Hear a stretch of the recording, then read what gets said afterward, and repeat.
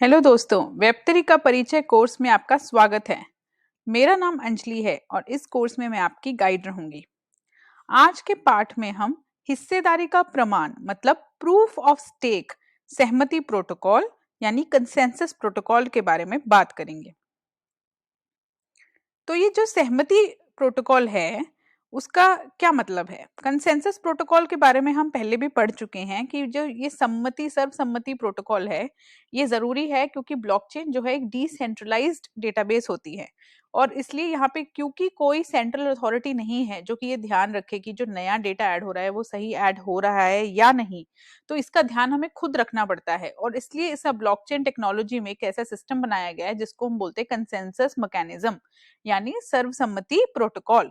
उससे क्या होता है कि सम्मति के साथ एग्रीमेंट के साथ जो भी इस नेटवर्क चेन का हिस्सेदारी होती है जिनके पास, उन सबकी एक सम्मति लगती है और सब जब एक जगह पे एग्रीमेंट कर देते हैं उसके बाद ही ब्लॉक जो है वो ऐड होता है। अब इसको पूरे इस प्रोसीजर को बोलते हैं कंसेंसस प्रोटोकॉल। अब ये कई तरीके के होते हैं, इनका अब प्रयोग में आने का तरीका अलग अलग होता है। तो प्रूफ ऑफ वर्क के बारे में हम पहले पढ़ चुके हैं जिसमें कि एक जटिल गणित की समस्या जो होती थी वो सॉल्व करते हैं, उसमें टाइम जानबूझ के माना जाता है कि लगेगा और एनर्जी लगेगी आपकी, तो वो महंगा प्रोसेस होता है। बट वो करके जो वैलिडेटर वो जो नोड है वो सही काम कर देता है माइनर, उसको ब्लॉक रिवॉर्ड मिलता है। ऐसे ही एक प्रोटोकॉल है प्रूफ ऑफ स्टेक प्रोटोकॉल। ये भी काफी पॉपुलर प्रोटोकॉल है प्रूफ ऑफ वर्क की तरह। प्रूफ बिटकॉइन जो प्रूफ ऑफ वर्क पे चलता है और इथीरियम जो है वो भी रिसेंटली प्रूफ ऑफ वर्क से प्रूफ ऑफ स्टेक के ऊपर शिफ्ट हो गई है। ऐसा क्यों हुई है? क्योंकि ये माना जाता है कि प्रूफ ऑफ स्टेक जो है वो ज्यादा सिक्योर प्रोटोकॉल है।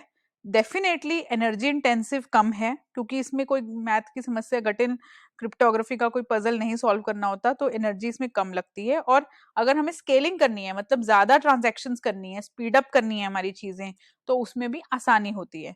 प्रूफ ऑफ वर्क में हम उतना जल्दी स्केल नहीं कर पाते चीजों को।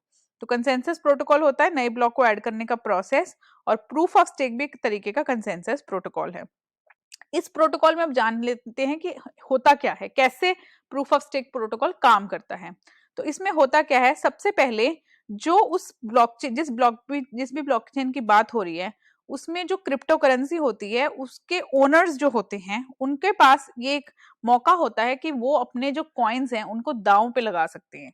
अब इसमें हर ब्लॉकचेन में एक फिक्स्ड मिनिमम वैल्यू फिक्स्ड होती है कि मिनिमम आपको इतने कॉइन तो दांव पे लगाने ही पड़ेंगे। तो वो एक वैल्यू जिसके पास भी है, अगर किसी के पास उतनी मिनिमम वैल्यू है तो वो एक वैलिडेटर आराम से बन सकता है। तो अगर आपको वैलिडेटर बनना है तो आपके पास एक minimum amount of crypto currency coin उस ब्लॉकचेन के होने चाहिए और आप उनको दांव पे लगाते हो। जैसे ही आप उसको दांव पे लगाते हो, और ये प्रूफ ऑफ स्टेक प्रोटोकॉल कुछ इस तरीके से एल्गोरिदम इसका डिजाइंड है कि ये जिस हिसाब से आपने अमाउंट गए, आपने ज्यादा कॉइन्स लगाए हैं तो आपका चांस बेहतर है, आपने पहले ज्यादा सक्सेसफुल चीजें करी है तो आपका चांस बेहतर है। कुछ कुछ रैंडमाइजेशन भी इसमें इन्वॉल्व है, रैंडम भी है। तो एक मिक्स करके रूल्स बहुत सारे फॉलो करके एल्गोरिदम चलता है और एक वैलिडेटर को पिक किया जाता है, चुना जाता है। अब वो वैलिडेटर ब्लॉक को रिव्यू करता है, ट्रांजैक्शंस को वेरीफाई करता है और चेक करके बताता है कि ये सही है, वेरीफाइड है, उसके बाद ही ब्लॉक को ऐड करने के लिए बोलता है। अब जैसे ही वो ब्लॉक को वो एक्यूरेट बोल देता है और वेरीफाई कर देता है, अब बाकी वैलिडेटर्स जो है इसकी जो वैलिडेटर की जो प्रोसेस थी, जाए इसका जो काम था उसको वेरीफाई करते हैं। अगर तो उन्होंने देखा कि वैलिडेटर ने सही तरीके से ट्रांजैक्शंस को वेरीफाई किया है और बिल्कुल सही डेटा जो हमारी ब्लॉकचेन में ऐड हो रहा है, तो वैलिडेटर का काम पास हो जाता है और उसको कुछ रिवॉर्ड में क्रिप्टो कॉइन्स मिल जाते हैं। जो स्टेकिंग थी वो भी चली जाती है और क्रिप्टो रिवॉर्ड्स मिल जाते हैं।